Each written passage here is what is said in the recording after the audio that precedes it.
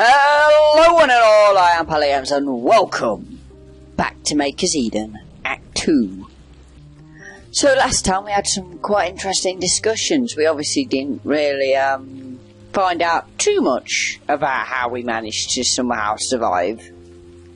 But nonetheless, it seems to be quite a big plot hole in terms of being able to survive such a fall. But you know, and it weren't even just that, we got stabbed before we fell out the window. I mean, it's crazy. Anyway, on to today, and I think we can go in a taxi now, maybe? Oh yeah, so we've got to ask Molly and 5'9" if they managed to like hustle Gartley into giving us that map. Yep. Check with Mr. Shiny Exterior over there. Wow. So Molly's giving us a bit of sass in referring to 5'9" as Mr. Shiny Exterior. Yes, we did. Here you go. One map in surprisingly good condition and a tin of beans. I told Gartley it was for my pet goldfish. Do goldfish eat beans? Maybe I should have said stick insect. Thank you. If you want to go somewhere, just let me know anytime. I will. Thank you. So, I mean, Molly, you joker. I mean, she thinks we just, you know, we've done all this just to decide, actually, you know, it's raining out, we better wait till tomorrow. No, Molly. We're going driving. We're going now. Come on, Molly. Let's go.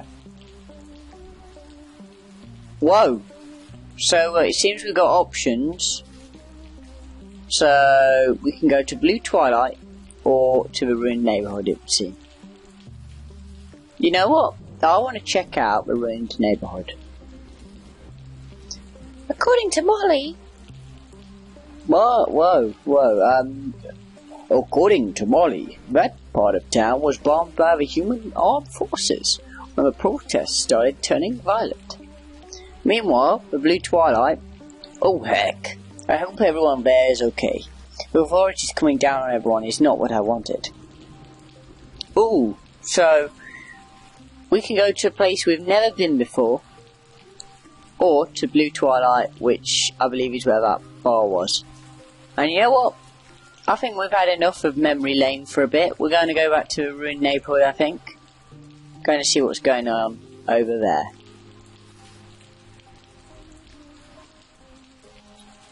Whoa, so the place is looking pretty desolate, to say the least, and we have got a red symbol. And it is part of some sort of cult-based thing, which has been cropping up everywhere. But let's see if 5'9" and Molly have any idea what it means. What a symbol. I mean, as if you can't see that massive red symbol. Wow. So, we're now seeing things. Potentially. I mean, that's the thing now. We're in this spot above it now because we're either... the robots are unable to, you know, detect the colour like they've said, or... we are losing our marbles, and we won't know which is the correct answer, really. We can only presume. Maybe we should, like, say we've got an imaginary friend while we're at it, see if they'll believe that. So let's see if 59 knows anything about this place. I do! This used to be the old downtown area. When humans retaliated with their military, they pretty much totaled all of it. Most of all the initial riots started here. Cool. Well, let's see if Molly knows anything about around here. Haha, yeah. I'll send you a bill in the mail. Just kidding. Okay, it was some sort of banter. But we will go into the subway. I want them to come with me. I want some backup. Them waiting there, I mean, they could get, like, just whisked away by, like, a giant, like, robo-condor or something. And meanwhile we're in the subway, oblivious to it all. Equally, down here we could just have anything happen. There could be one of like a psycho clown or something down here, ready to just attack us. And we'd have no, like, backup. Okay, so we can look at some other trains. Let's go over to the vending machines.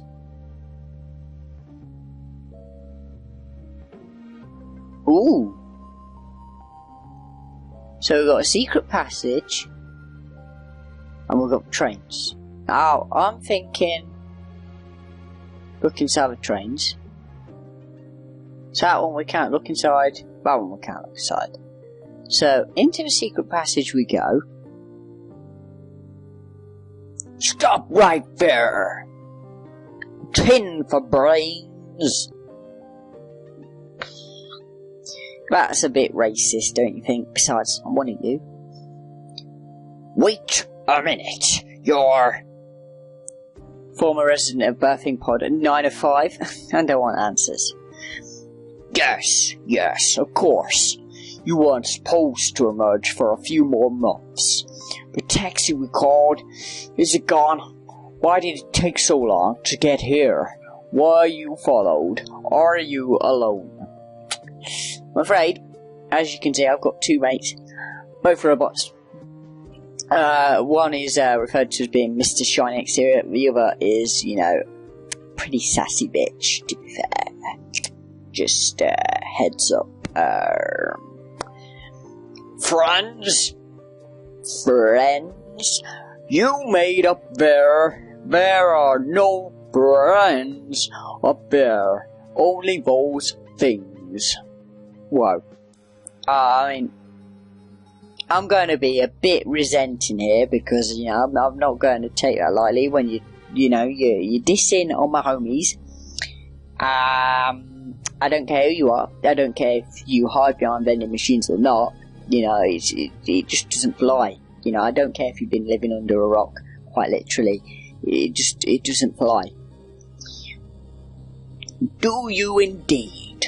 I guess that's what happens when a newborn bird imprints itself on the wrong species. Look, you may trust blindly, but down here we do not. It keeps us alive. Well, la-dee-da. Haven't we found someone who has a high opinion of himself and is strutting around the place?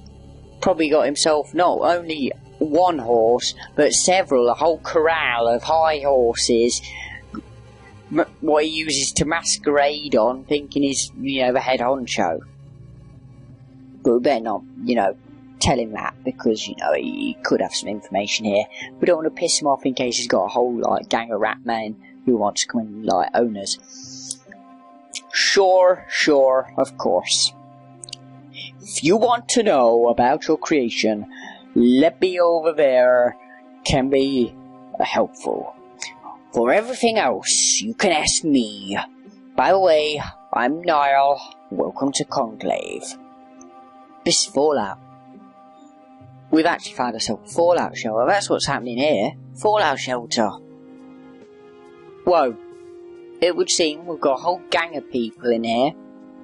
Luckily none of them look like Ratman. So that's something. That's, who do we want to start with? Let's start with these two. They look like they're having a nice chat. First question, how many people live here? And I was thinking just about the same.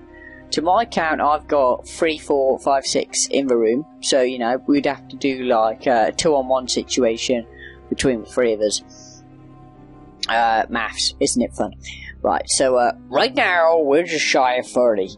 Most are in the work areas on the other side of the garden. Right, like so, everywhere, causing even glow throughout the rooms. Awfully bright in here. Yeah, when you have to live without the sun, the words vitamin E become an entire sentence. Wake up. Right, so done the bunks. Refrigerator is probably not working. Kitchen. Be nice for them to rustle up some food. Let's go over to Karloff. Hello, you're the one from the pod. I am indeed. Nice garden you have here. Thank you. I mostly just maintain it. Levy did most of the initial science and setting up. Still, I am impressed. So, you are not a botanist or botanist by profession? We mostly just do what we can down here. But no, up top, I was a bone technician. Interesting. Well, great work on the garden. That guy, what a ledge. Carlo. We shall remember Carlo. Let's go see Levy. She seems to be uncharacteristically happier than everyone else down here. Great. We're experiencing a chipper individual. And I'm thinking, what kind of voice do we want to give a chipper individual? Like, if I was to say, like, oh my gosh, I'm going into Valley Girl, and I'm thinking that there would be a totally, like, juxtaposed voice for who we're looking at on the screen right now. Look at you. You're every bit as good looking as I imagined you'd be. Did you bring me a drink? Actually, this Valley Girl, like, even though it's gone a bit wayward, it's kind of fitting for her. A drink? You know, a little pinch of the devil's brew, something to warm the insides.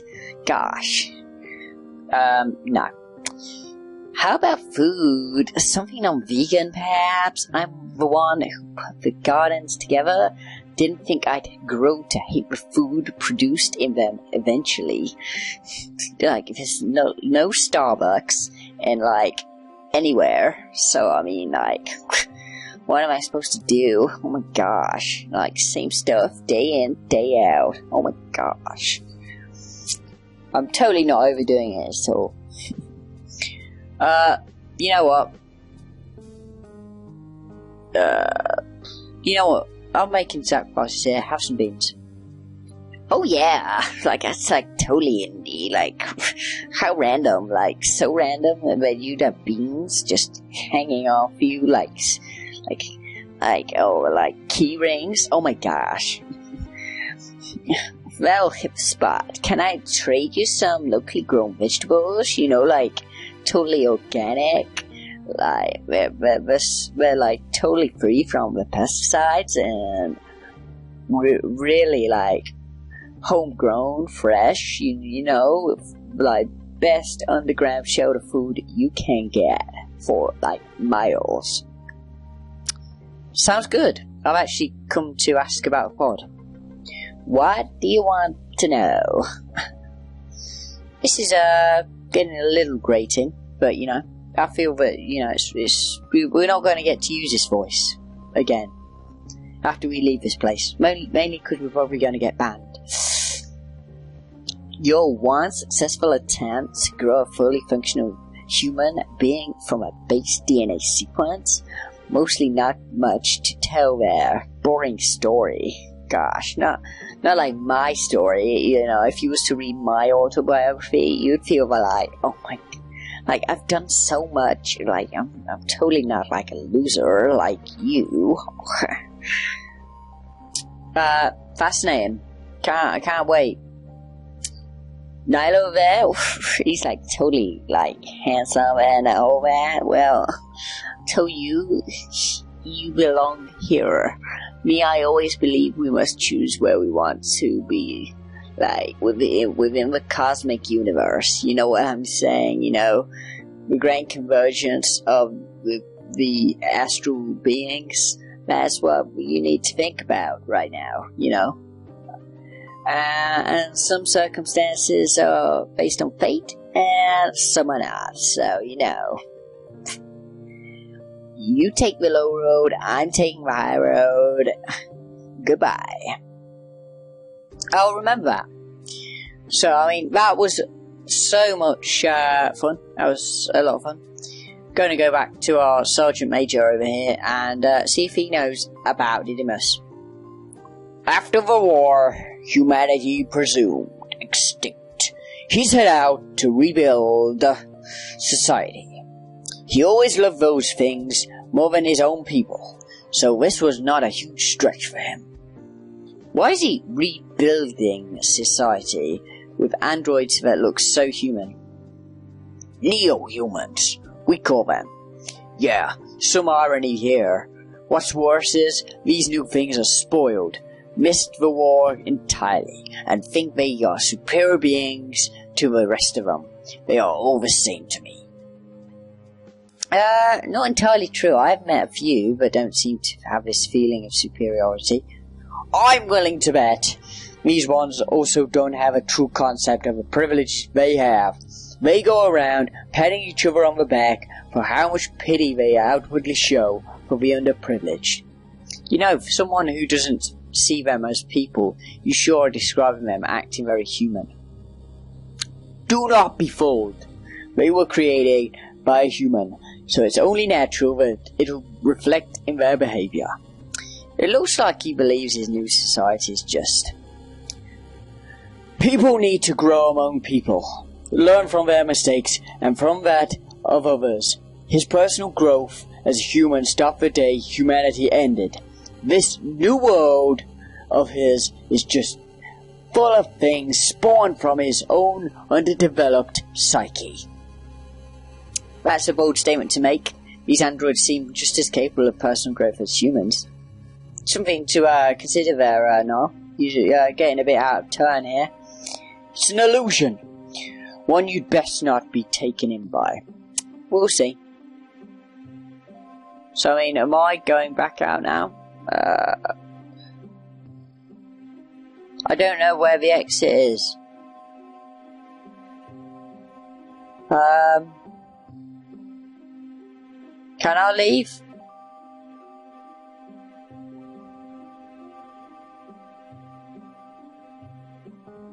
Oh, right, so we've got other things to ask about. So, we're going to ask now about what my purpose is. There was a time, after the air became breathable again, that we could walk freely on the surface among them. What happened? Blending in is an issue for us. We age, they don't. We have physical flaws that they don't have. It has become too risky. Is that why they were acting... nobody watching the pod? We would have come for you, had this all happened as planned. Why did you just not create me in here then? Power! That birthing pod requires a kick of MCAP power that we just don't have access to down here. We have our own hydropower that serves our needs, but just barely. Couldn't you just tap into the city's power grid? While remaining undetected, they'd have picked it up, a wrecked part of the city using up power. No, as this last of our species, safety always comes first. So why did you create me? Preservation of a species? You should probably take a seat. There was an uprising.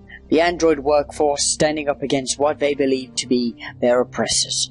But there would not have been a war had it not been for Didymus. Explain. Wow. So, it's going on quite crazily here. But, there's a lot more to this war than meets the eye. And there's a lot of exposition relating to this war. And I think I'm just going to go with the approach of just drowning him out, really. He's getting a little boring, isn't he? To say the least. La la la la la la la la la. Is how we are going to do this for a little. Feel free to read it if you want, but you know, it was just boring me. Since we've done the other two, we'll just see what he has to say about war. He'll probably say it never changes.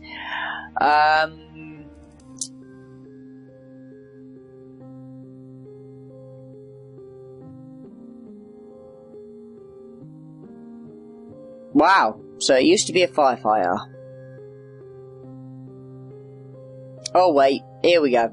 Wait up, before you go. We're dying down here. Nothing to live for. The original plan may have failed, but you remain our only hope. Wow, sorry Yoda.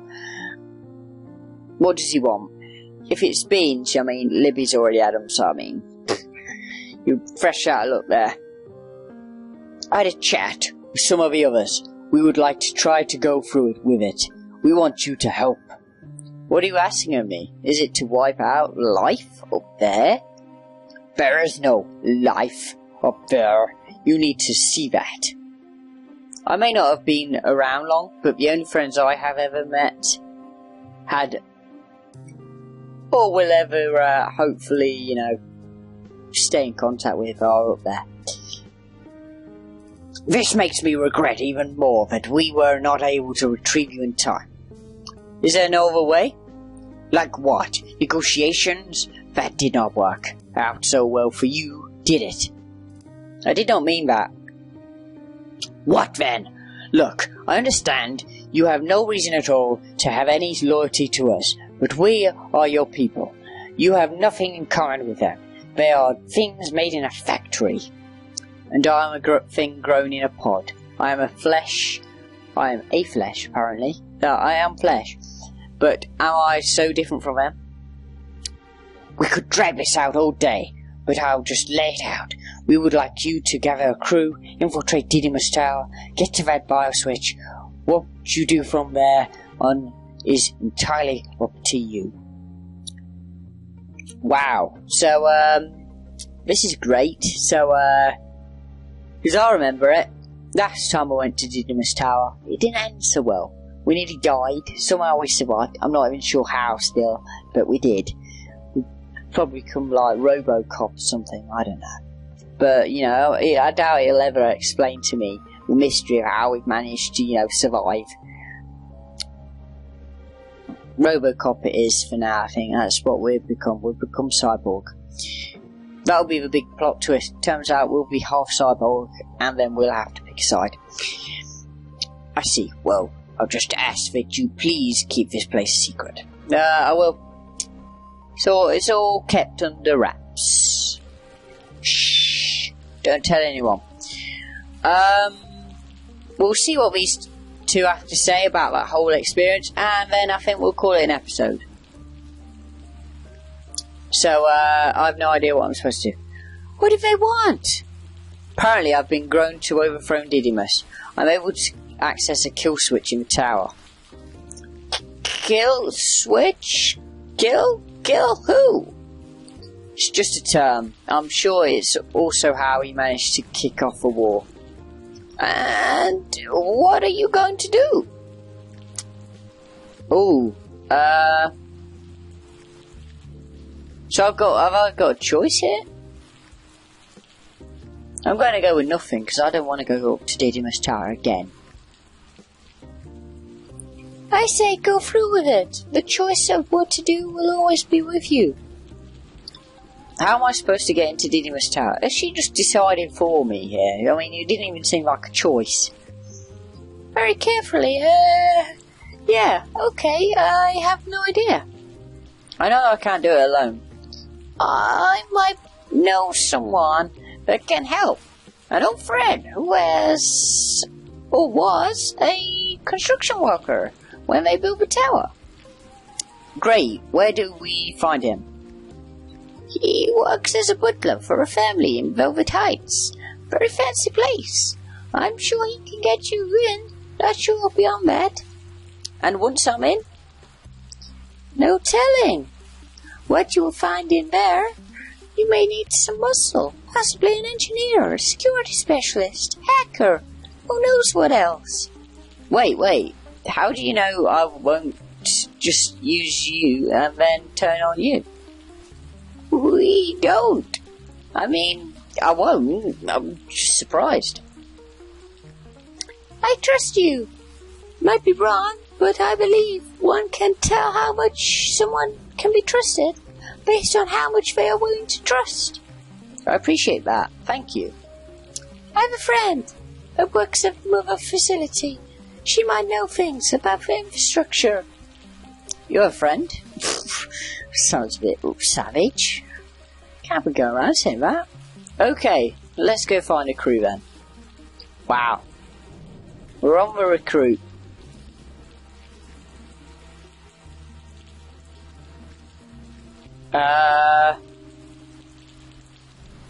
Let's go. Let us go. Okay then. Well, that was a fun episode. I feel we got a lot of chatting done. We've discovered the Ruined Neighbourhood. We've been able to find out some exposition from there about the war. I don't know if you guys are enjoying me like going through the episodes like this, you know, discussing the narrative, adding like a humorous touch to it with voice and stuff. But hopefully you are. You know, I'm recording a few of these ahead of time, just so you know. Hopefully you'll be able to enjoy this in how it is. But if you don't, you know, it's a shame. Nonetheless, if you have liked these, if you get a chuckle out of them, feel free to share them amongst people. It really appreciate it. And if there's a game you'd like me to take a look at and play, feel free to recommend it in the comments. And other than that, thank you for watching, and goodbye.